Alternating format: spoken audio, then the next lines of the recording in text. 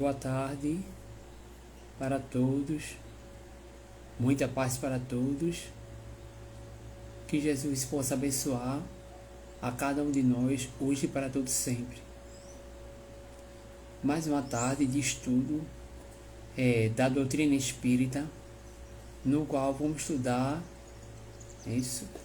Hoje, como estudo, vai ser o que? Vai ser o céu e o inferno. Esse livro aqui que nós iremos estudar, o céu e o inferno, certo? Obra, isso, muito bem arquitetada pelo nosso irmão Allan Kardec, certo? A penúltima obra é isso que ele fez. Mas, para dar início ao nosso trabalho, vamos fazer a prece de início do nosso trabalho, em nome de Jesus. Mais uma vez, Jesus, estamos aqui para iniciarmos mais um trabalho da seara espírita, no qual iremos estudar assunto relevante, a codificação kardeciana do nosso irmão Allan Kardec. Que essa tarde possa ser benéfica para todos, que os fluidos benéficos salutares possam influir em cada um de nós, e que a espiritualidade amiga, em nome de Djalma Montenegro de Farias, possa cada vez mais nos orientar a cada um de nós, hoje e para todos sempre. Boa tarde para todos, que Jesus abençoe a todos, dê força nessa caminhada evolutiva, que sabemos que é difícil, mas como tarefeiro da doutrina espírita, já temos um certo esclarecimento, é isso?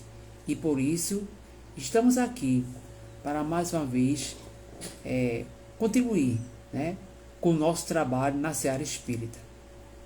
Bem, gente, o trabalho da tarde de hoje é o seguinte: é sobre o livro Céu e Inferno, é isso?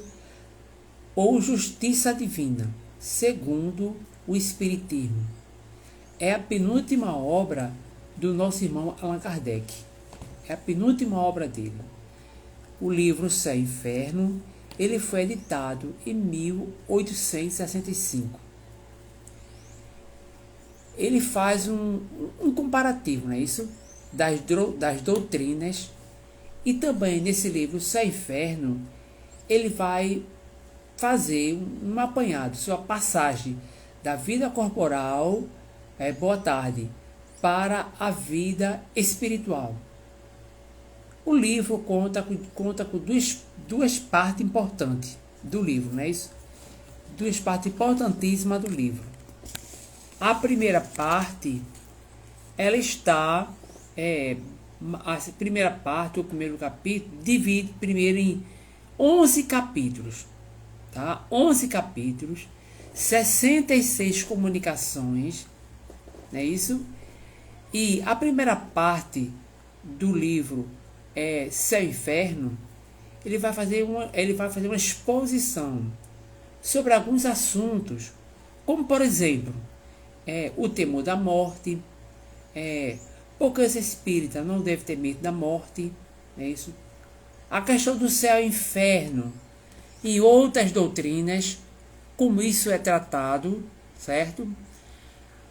A questão de vários mundos, né? Ele faz um esboço do céu, inferno e purgatório, como fala a religião cristã, principalmente a religião católica romana, tá entendendo? E acima de tudo, das penas eternas. Fala do Código Penal, não é isso? Aborda vários assuntos, não é isso? A questão da origem das crenças dos demônios, não é isso? Que a igreja muito bem figurou isso aí. E as manifestações e as proibições das manifestações. E Allan Kardec diz o seguinte, que o primeiro capítulo, né, o primeiro capítulo, ele vai falar do quê? O porvir do nada, o temor da morte, o céu, o inferno, o purgatório, doutrinas, penas e etc. Sendo que a segunda parte do livro, ele é dedicada, né, isso, Allan Kardec dedica às várias dissertações, casos reais, né, isso, que vai demonstrar a situação da alma durante e após a morte física, né, isso, alguns espíritos que vai dar depoimentos, né, isso, vai falar da sua condição no mundo espiritual. Allan Kardec também mostra que esse livro ele tem 66 comunicações, não é isso?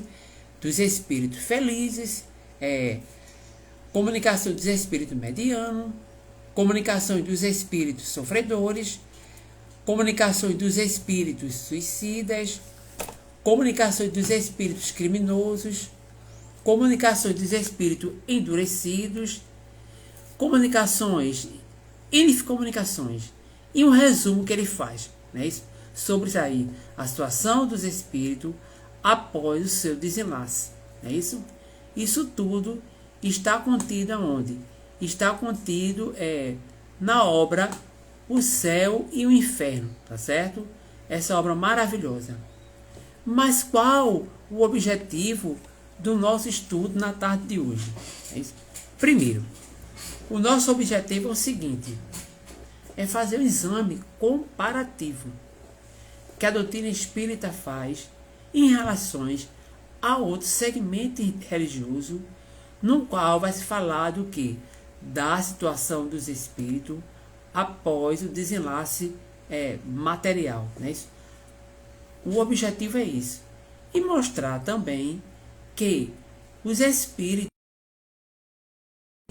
aqueles que partiram, porque a oração ela tem um papel fluídico muito importante para aliviar os sofrimentos daquelas criaturas que estão no outro lado da vida. Nessa parte que nós iremos estudar, está falando de diversas comunicações dos espíritos que estão em situação mediana. Quais são esses espíritos que deram as suas comunicações? Jefebré, a senhora Helene Michel, o Marquês de Saint-Paul, o senhor Gardot, que era médico, outro espírito, Eric Stalinau, e a senhora Ana Belleville. Né? Toda essa comunicação foi feita na Sociedade Espírita de Estudos Espírita Parisiense, sobre a supervisão do espírito de São Luís, um grande espírito, né, que teve um papel muito importante aqui, né, no desenvolvimento da doutrina espírita, um espírito de escola que já teve várias existências e que nos está a nos patrocinar, a ajudar o planeta Terra na escala evolutiva da vida. Vamos ver.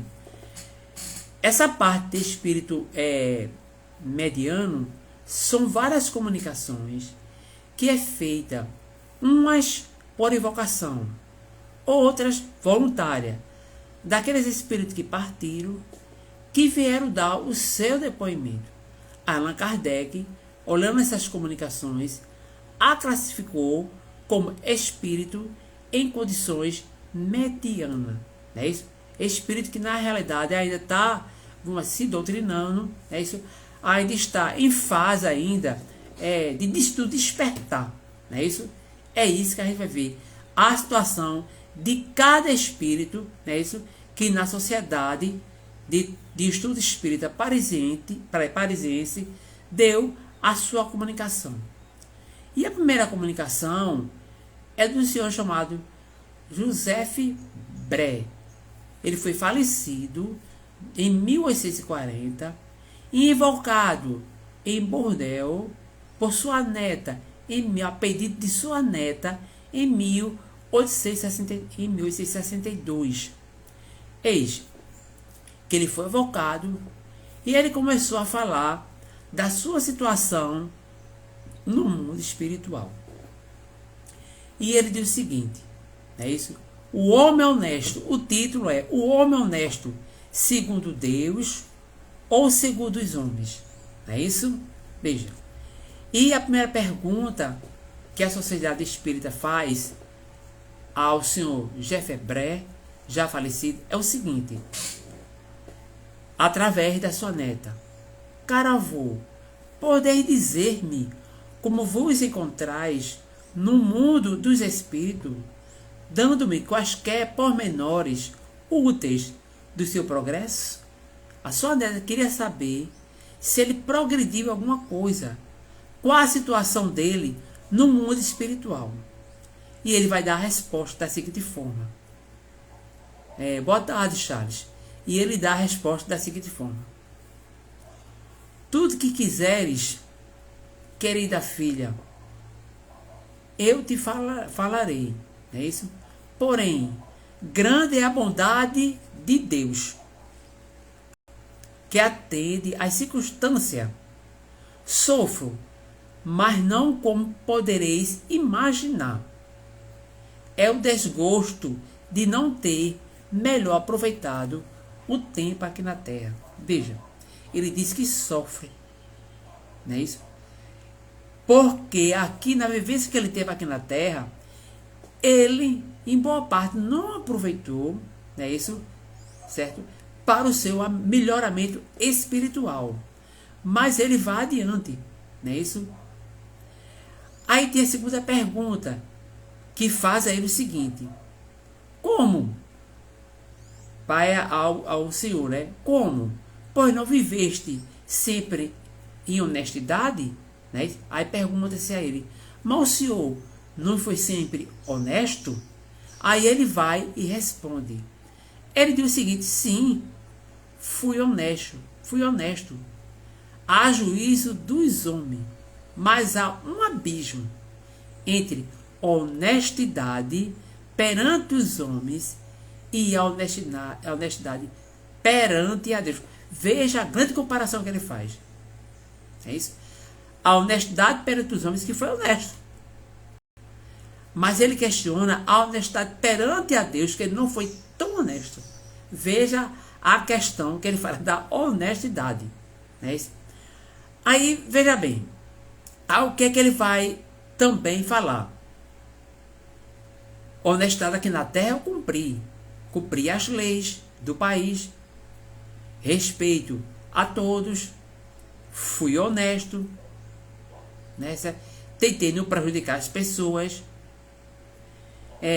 mas embora muitas vezes arrancasse-lhe de algumas pessoas a felicidade, certo? E a honra, ele já começa a falar dessa parte que não foi tão honesta a Deus. A questão foi essa, não é isso? A grande questão foi essa. O uso muitas vezes da língua, não é isso? Que ele utilizou de uma forma disparada, que a gente sabe que a gente tem um elemento muito importante, que é a nossa língua, que tanto ajuda como atrapalha, não é isso? Por isso que ele, de uma certa forma, disse que perante os homens foi honesto, mas perante Deus ele não foi tão honesto assim. Ele não cumpriu com os deveres de um cristão, vamos assim dizer, né? Ele, de uma certa forma, ele burlou essa questão da honestidade perante a Deus. Errei, ele diz, e errei muito, né? Em questão da honestidade perante a Deus, né? Mas para sermos honestos completamente, como ele diz, se faz necessário ser também honesto perante aos olhos de Deus. O que a gente faz muitas vezes escondido das pessoas, mas não escondido aos olhos de Deus. Quer dizer, ele deu uma lição, dizendo que ele foi honesto como cidadão, mas perante a honestidade, perante Deus, ele quis dizer que não foi tão honesto. E isso está lhe incomodando no outro lado da vida. É um fato, certo? Que está lhe incomodando, né? Que na realidade ele poderia, certo? Ser melhor. Não é isso? E ele diz aqui sim: um homem honesto perante Deus deve evitar, olha, cuidadosamente as palavras mordazes. Como disse, a língua, né? Que ele diz que as palavras mordazes são como veneno oculto sobre as flores e destrói muitas vezes a reputações, certo? Ele fez uma grande comparação, certo? Ele fez um grande dilema sobre a honestidade perante a sociedade e a honestidade perante a Deus. E ele diz mais, o homem honesto, segundo Deus, deve ter sempre cerrados o coração a quaisquer germes do orgulho, da inveja e da ambição. Veja a lição que ele traz para a gente, né? Essa grande lição da honestidade perante a Deus. O que é que ele quer dizer? Não basta ser só honesto perante aos homens. Devemos também ser honestos perante a Deus Todo-Poderoso, né? O nosso maior, Deus. E ele diz, Deus, o Criador, né? Que fez o céu e a terra, está sempre a nos observar e a nos orientar. Acima de tudo, para que você seja realmente honesto perante a Deus, basta fazer aquela grande lição que o Mestre nos ensinou.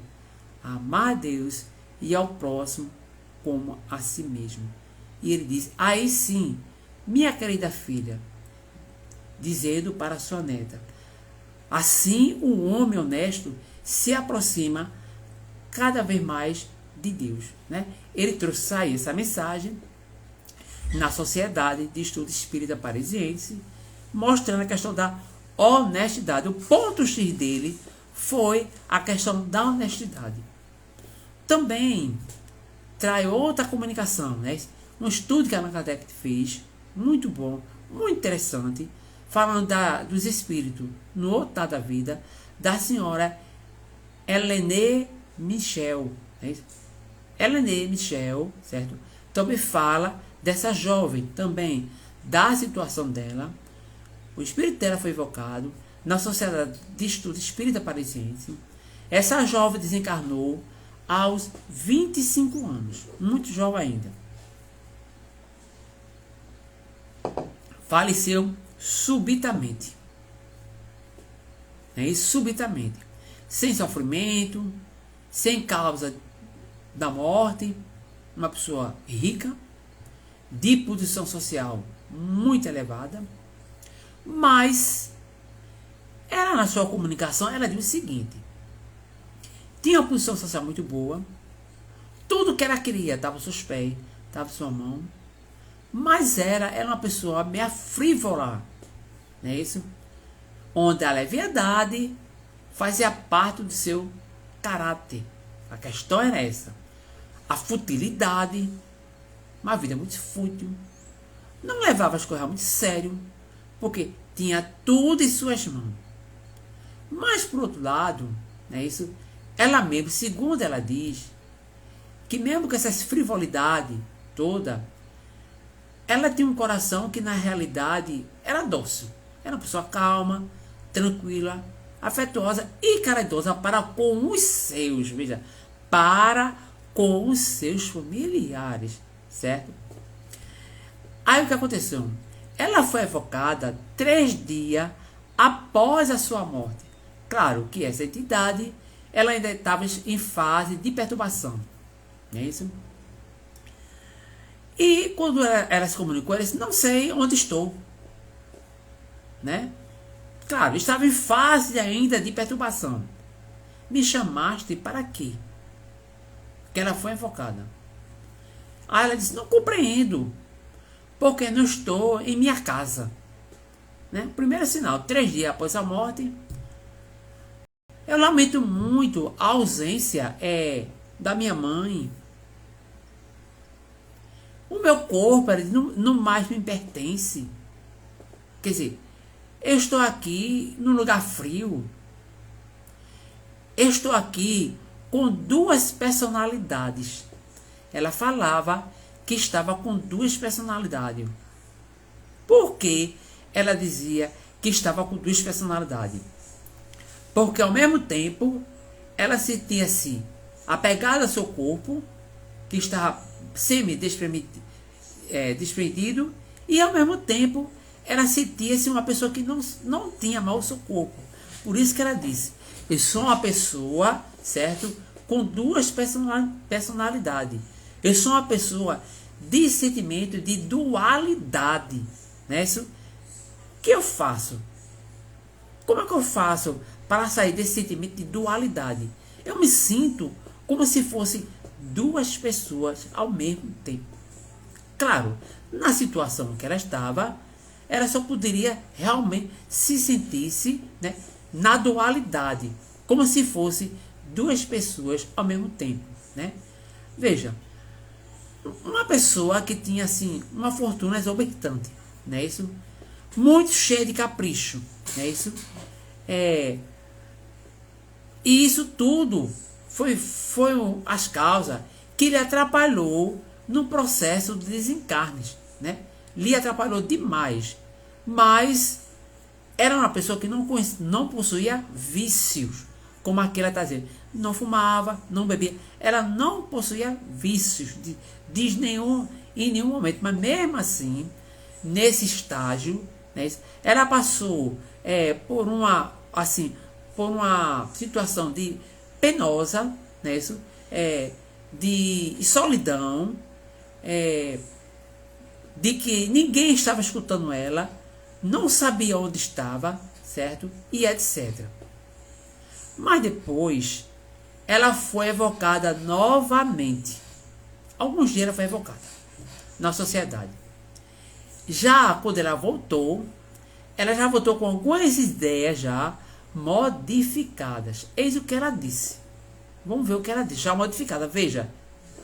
Obrigada por haveres orado por mim. Veja como é importante, gente. Veja como é importante a oração. Veja que essa criatura chegou, né, com uma tábua rasa, sem nada. Né? A sua personalidade estava dupla. Depois que ela se comunicou na sociedade de estudo espírita, não foi nada. E a sociedade orou por ela. Veja, quando ela voltou, já fez outro efeito a oração. Ela já estava um pouco já consciente. E agradecia pela bondade de Deus. Por diminuir os seus sofrimentos. Né? O seu desligamento, que foi assim, muito difícil para ela. E ela diz, veja o que ela diz. A minha pobre mãe, é isso, está sofrendo muito. Mas, entretanto, eu vejo ela mais um pouco conformada. Né? Mas eu rogo a Deus, por essa oportunidade, a Deus, né, que me deu esse consolo, mas graças às preces, à oração que vocês fizeram para mim. Não é isso? Eu sei que a aprovação terrestre é difícil, mas ela disse, já consciente, mas eu hei de suportá-la. Depois ela disse, não sou infeliz, porém, muito ainda tenho para me aproximar-se dos bem-aventurados. Veja que já modificou um pouco já, né, o seu diálogo. Já estava resignada. Pedirei a Deus que conceda a volta a essa terra. Olha, já falando da volta. Para a reparação das minhas faltas. Já estava resignada, confortada. Isso foi várias comunicações que ela deu. E com as preces, com a doutrinação. Essa entidade, ela foi o quê? Ela foi mudando o seu perfil. Né? Ela foi mudando o seu pensamento. Né? E foi aliviando o seu sofrimento. E o que foi que ela disse mais? A fé é que ampara. É isso? É que ampara. A prece faz uma boa eficácia no coração daqueles que têm Deus. É isso? Mas aqui, é isso? Encerra todo um processo da comunicação dessa irmã. Que veja, ela chegou em dupla personalidade, dupla Pensava que era 2 pessoas. E já saiu, depois de várias comunicações de prece, já consciente do seu papel e rogando a Deus a sua reparação da sua falta. Veja como é importante a oração por aqueles que desencarnaram. Veja como é importante um quadro mediúnico. Por causa disso aí. É um amparo ao desencarnado e também a nós encarnados. É isso? É a oficina, vamos assim dizer, de uma instituição espírita, é o quadro mediúnico. É isso? Vamos passar adiante. Tem outra comunicação, gente, né? Que também foi motivo, todas elas foi motivo de estudo. Essas comunicações de caráter seríssimo, é isso? Que foi feita na sociedade em Paris, foram comunicações para ajudar os espíritos, é isso? Temos aqui de um marquês, certo? Como relata o livro O Céu e o Inferno, o Marquês de Saint-Pol, não está dizendo Marquês, né? Uma pessoa da elite francesa, um marquês, um nobre, não é isso? Esse marquês, ele faleceu no ano de 1860, certo? Foi evocado a pedido da sua irmã, que era membro da Sociedade de Paris, em 16 de maio de 1861. Veja, 1860 ele desencarna, 1861 ele é evocado a pedido da sua irmã, que faz parte da sociedade, e pede para ver a situação dele como está, preocupada com o irmão. E eis que ele foi evocado, não é isso? E ele diz o seguinte: eis-me aqui. Veja o linguajar dele. Eis-me aqui. Um marquês, né? Uma pessoa que tinha uma intelectualidade alta, não é isso? Eis-me aqui. Não é isso? Aí vem a pergunta aqui dizendo assim, o seguinte para ele: vossa irmã, o doutrinador ficou perguntando, vossa irmã afirmando, pediu-me para evocar, pois, por por ser médio, ainda ela não se encontra em condições de fazer esse trabalho, porque ela ainda está em fase de desenvolvimento. É isso? Aí ele responde: responderei o que você perguntar na melhor forma possível, certo? E vem a pergunta: em primeiro lugar, ela deseja saber se sois feliz. A irmã pergunta, ao doutrinador vai e pergunta a ele, perguntando se ele é feliz. Aí ele vai dar a sua resposta. Bem, ele: estou na erraticidade. Veja a resposta dele. Estou na erraticidade, estado transitório, que não proporciona nem felicidade, nem castigo absoluto, que ele estava em estado mediano. Ele estava em estado mediano. Devido às suas condições, ele ainda estava em estado mediano. Não estava tão sofrendo, mas não estava tão feliz. Porque segundo consta que eu vi aqui, que na realidade ele é uma pessoa apegada ainda às coisas materiais. E quanto mais apegado às coisas materiais, fica difícil a gente desvelar das coisas aqui da Terra. Não é isso? Aí se faz outra pergunta a ele: estive muito tempo perturbado. A resposta dele. A pergunta é a seguinte: permaneceste por muito tempo inconsciente do vosso estado? Se pergunta a ele. Aí ele diz o seguinte: estive muito tempo perturbado, e só voltei a mim para bem dizer da piedade dos que, lembrando-se de mim, por mim, orarem por mim. Veja mais uma vez a questão da oração. A oração é importante. Ele passou muito tempo perturbado, mas as orações era que aliviando progressivamente o seu estado de perturbação. Veja o papel da oração, que é importante, o poder que a oração tem.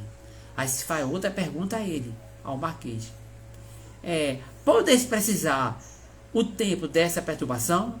Pode aí dizer o tempo dessa perturbação? O tempo, isso não sei. Ele estava tão perturbado que ele não marcou o tempo, se era 1 ano, 2 anos, 3 anos. Não, o tempo ele não sabe. Aí se faz outra pergunta a ele. Quais os parentes que reconheceste primeiro? Veja, qual o parente, quando ele ficou, foi a sua memória, ele foi se equilibrando. Né? Quais os parentes que veio à sua mente? Quais o primeiro parente que ele reconheceu? Em primeiro lugar, a mãe, como sempre. A mãe e o meu pai. Os quais, ele diz assim, me receberam ao despertar, iniciando na nova vida, no outro lado da vida. O primeiro a receber foi o pai e foi a mãe. Não é isso? Aí, mais uma vez, aqui tem uma consideração. Não é isso? E essa consideração diz o seguinte. Vem a outra pergunta. Pergunta assim ao Marquinhos o seguinte. A quem vai atribuir o fato de parecer que nos últimos extremos da moléstia confabulais com as pessoas caras da terra, no último momento que ele morreu de alguma doença, não é isso? O que ele pensava, né, aqui na terra, no último momento da sua morte? O que mais ele se recordava? O que ele via na sua mente que estava em estado terminal, que ele morreu de uma doença incurável, estava em estado terminal, o que ele muito lembrava da sua vida. E ele deu a seguinte resposta. Ele disse o seguinte, nos últimos momentos, né, em que eu vivi aqui na terra, não é isso? Eu, não é isso? De uma certa forma, me lembrei bastante, tive muita recordação da minha infância. Veja, né, a questão, né, da infância, né? Porque há coisa da nossa vida que fica marcado na nossa vida, né, isso? E fica na nossa mente. Quem sabe a gente tem as nossas lembranças, né? Não só dessa vida, como também de outras vidas, tá certo? Aí aqui vem outra pergunta, né? Isso, perguntando a ele: como você pode explicar isso? Aí ele se importa a dizer, eu já moribundo, eu me lembrei sim da minha infância, mas me lembrei da pureza que a criança tinha, quando eu era puro, quando eu era inocente. Veja a questão que ele repõe. Ele se lembrou da infância, porque no estágio da infância, a criança é pura, é inocente. Veja essa questão que ele repôs isso aí, tá certo? Uma questão muito interessante. E tem outra pergunta que é feita a ele. Por que referir-vos ao corpo falível, sempre na terceira pessoa, né? Aí ele pergunta, porque era evidente, como vou dizer, que se tinha claramente as diferenças entre o físico e o moral, né? E essas diferenças muito me entristecem, porque ele via cada vez mais o seu corpo se dilacerar, que ele morreu de uma doença assim, muito terrível, né? Isso é uma doença incurável, tá bom? Aí veja bem, tem outra questão aqui que fala do senhor Cardot. Ele era um médico, ele era francês, ele era um médico também, é isso. Ele foi evocado na Sociedade de Estudo Espírita, é isso.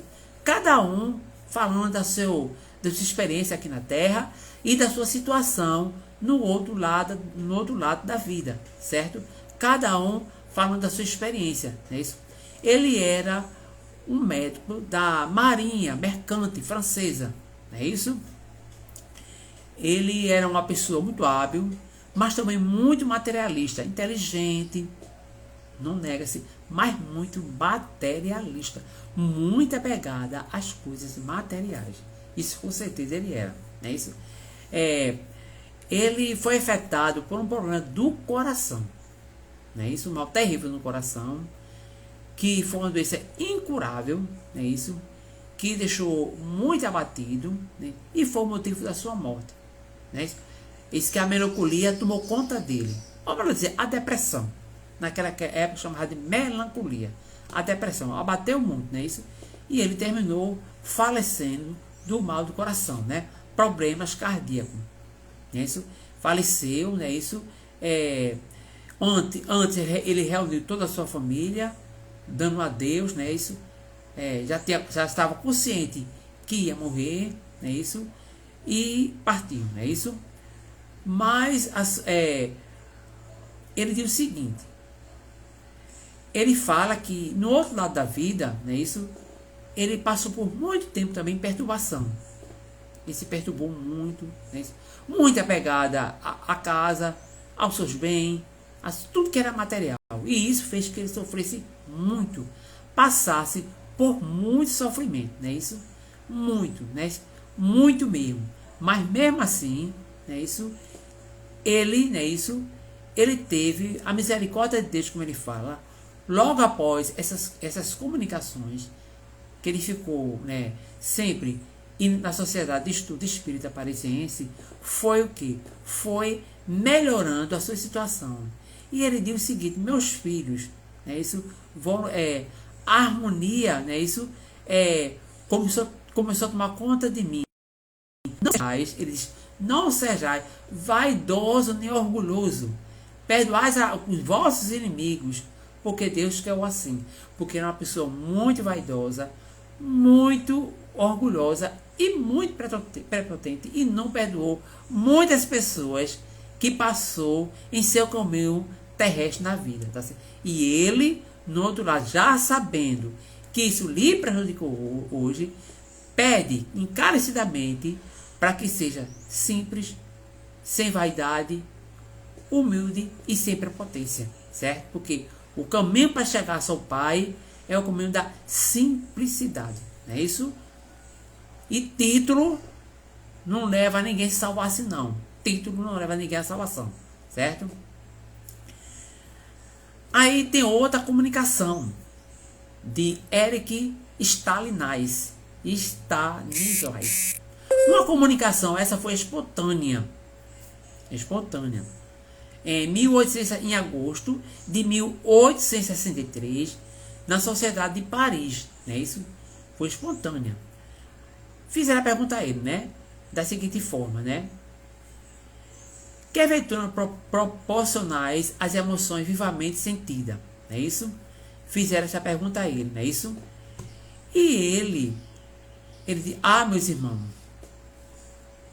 quanto bem por toda parte, sentimentos aliviados, simples, como a vossa doutrina. Fui chamado, mas a vossa doutrina, os seus conhecimentos, é um bálsamo de consolação. Aquele que estão no outro lado da vida perdido. Veja mais uma vez o papel que a doutrina espírita tem de iluminar aqueles espíritos que estão no outro lado da vida, que está perdido, que está muitas vezes na escuridão.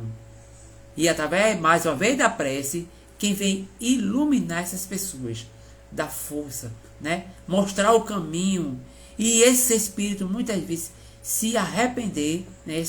E seu depoimento dizer que não deve fazer o que ele fez, mostrar que o que ele fez está errado, né?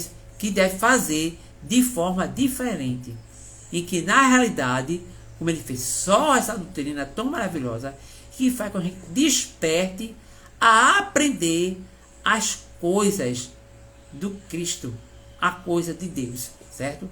Veja que esse irmão, certo? Que mais uma vez, Eric Stalinal, na sua comunicação que ele deu, né? Ele de uma certa forma falou, né, isso, das benéficas que a doutrina espírita faz para todos aqueles irmãos desencarnados que, na realidade, mostra o caminho certo. Aí o guia do médium diz o seguinte, o guia né, meu espírito, esse é um espírito que sofreu por muito tempo. Veja bem, o guia do médium vai dizer que esse espírito sofreu por muito tempo, transviado do bom caminho. Agora ele compreendeu os erros, veja, arrependeu-se, né, para os olhos de Deus, não é isso? A sua posição não é de um feliz, porém ele aspira a felicidade, não mais sofre. Veja que maravilha, né, gente? Né? Já foi o guia do médium que disse que esse último espírito sofreu muito, porque ele foi a causa do seu sofrimento. Mas a partir do conhecimento da doutrina espírita, ele foi se modificando.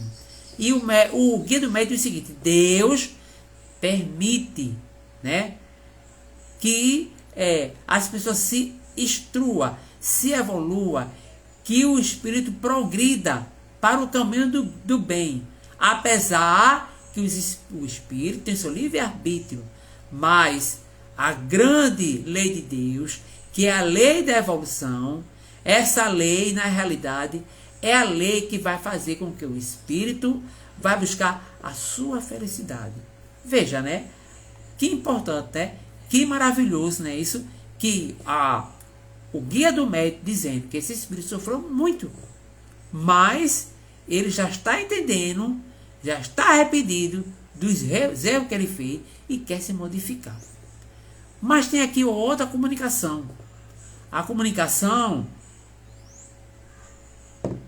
da senhora Anne Bellivelli. Anne Bellivelli, ela foi uma jovem falecida aos 35 anos de idade, após cruel enfermidade. Sofreu muito. Ela era, segundo afirma aqui, ela era uma pessoa espirituosa, dotada de inteligência, né? Uma pessoa de qualidades morais muito grande.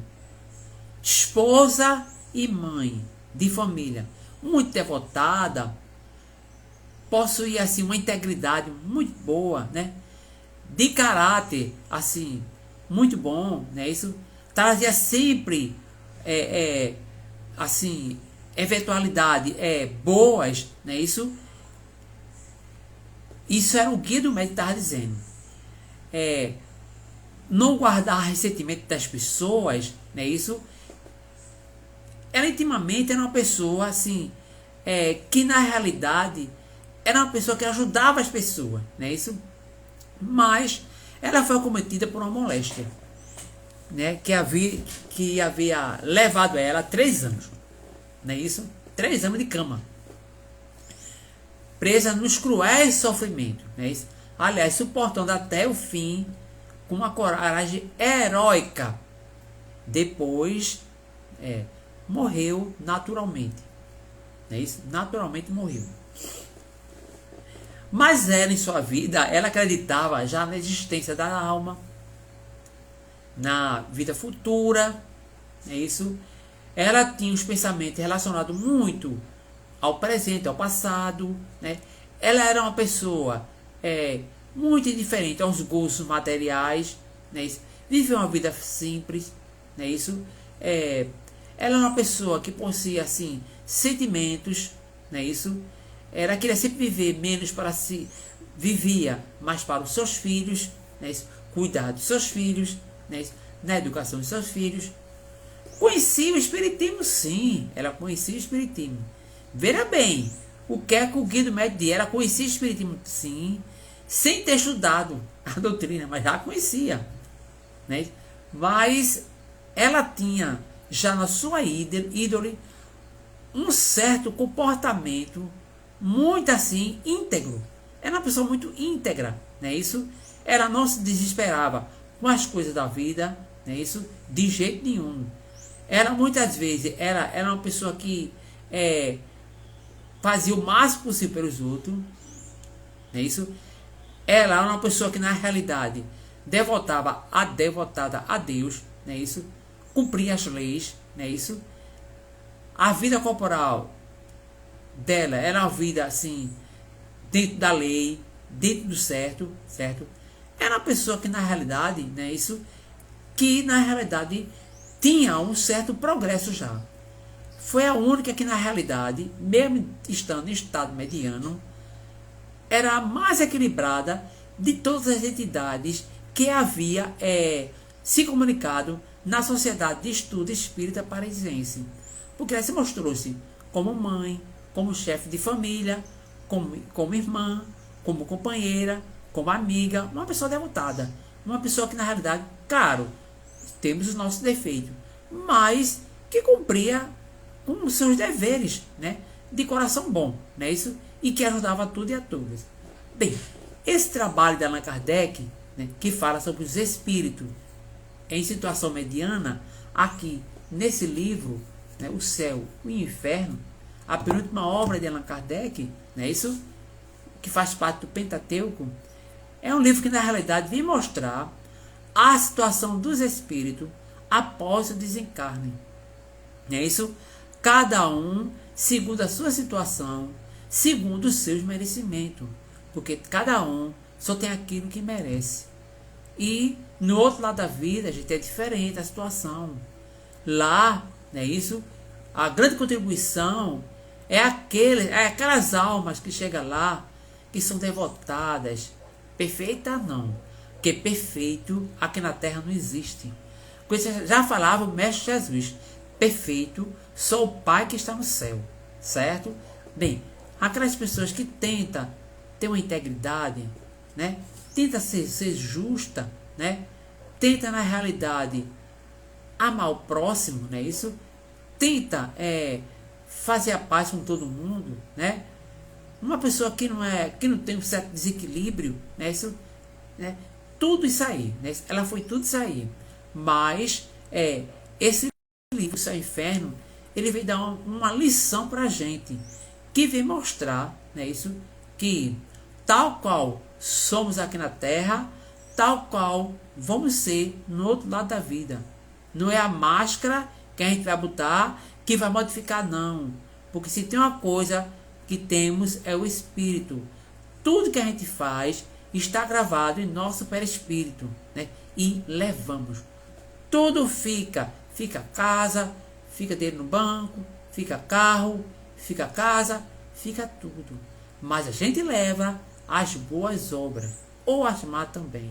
Aí é que nós somos medidos, somos julgados segundo o tribunal da nossa consciência. É a nossa consciência que vai, na realidade, julgar cada um de nós. Porque o juiz de nós somos nós mesmos, não somos outros não.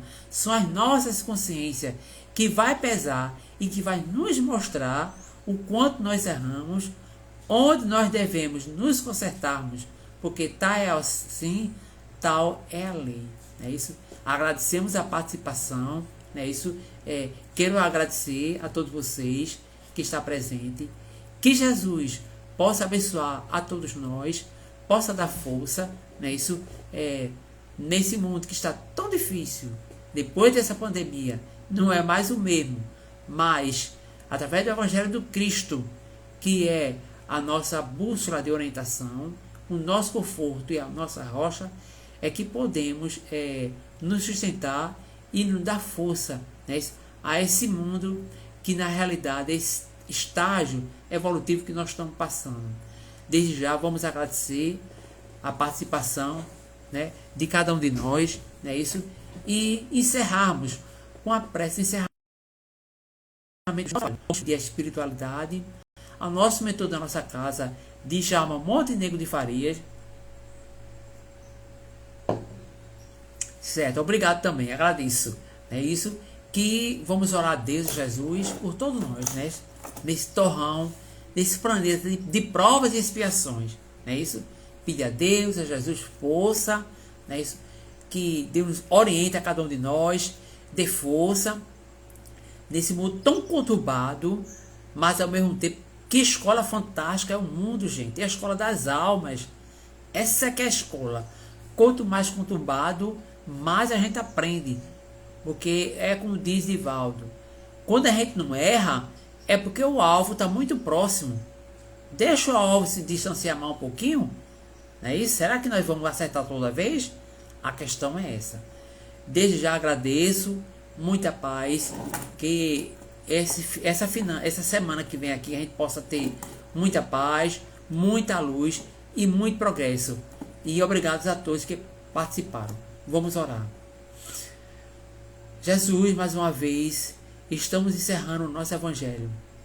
Te agradecemos pela assistência amiga da espiritualidade amiga, Djalma Montenegro de Faria e todo seu preposto, rogando a Deus, a Jesus, que as vibrações cheguem a todos nós, presentes e ausentes, não é isso? Que a paz reine em cada um de nós, possa dar força, possa nos orientar hoje e para todo sempre. Louvado seja o nome do nosso Senhor Jesus Cristo, e pedindo a Deus Jesus que deu o nosso trabalho por encerrado. Assim seja, muita paz, muita luz e muito progresso. Muita paz para todos. Até logo, até breve. Muita paz. Jesus abençoe a todos nós.